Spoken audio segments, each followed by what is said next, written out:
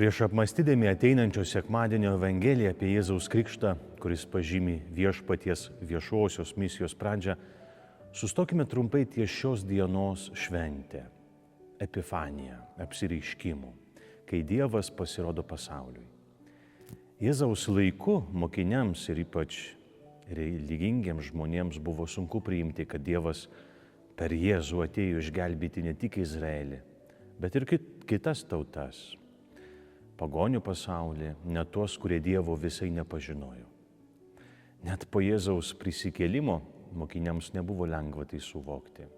Kai kurie net ginčiojosi tarpusavėje, ar Evangeliją reikia skelbti tik saviems, ar ir visam pasauliui. Ir mums šiandien tai nėra lengviau. Mes taip pat dažnai bijome išeiti iš bažnyčios sienų, liudyti Jėzų tiems, kurie netiki, nesidomi, gal net juokiasi. Kartais bijome būti nesuprasti, išvadinti, šventaisiais, darbe ar tarp draugų. O kartais mums tiesiog patogu tylėti.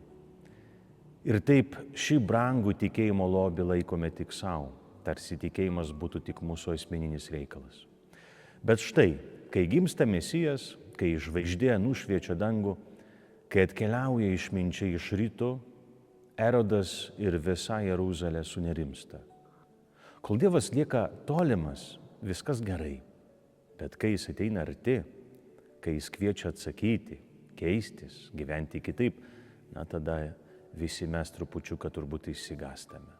Tikime taip, bet kai tikėjimas reikalauja pasirinkimo, aukos, santykio, mes pasitraukiame.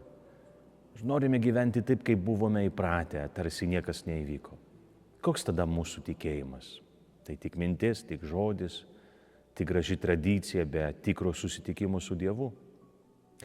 O tuo metu Dievas apsireiškia pagonims, išminčiams, tiems, kurie nebuvo tarp savųjų, bet turėjo širdį ieškančią, kurie pakilo iš savo vietos, kurie leidosi į kelią, kurie pamatė Dieve kūdikį. Jie atneša dovanas, bet iš tikrųjų priima sprendimus. Dovanoja auksą, nes jie pripažįsta Jėzų kaip karalių, kuriam nori priklausti ir paklusti. Smilkalu, nes jie tiki jį esant Dievu, o ne horoskopais, ne žmonių išmintimi. Myros, nes jie supranta, meilę, kurią jis atnešė, neišvengiamai veda ir per kančią. O tu eini su išminčiais ieškoti Jėzaus, rimtai, su tikru troškimu, net tai reikia pasistengti, palikti komfortą. Ar lieki patogioje Jeruzalėje, kur daug smilkalų, daug religinių žodžių, bet mažai tikro Dievo, mažai pasikeitimo, mažai gyvo tikėjimo. Epifanija, 3 karaliai, apsireiškimas. Tai šviesa tiems, kurie ieško, bet ir iššūkis tiems, kurie apsimeta, kad jau rado.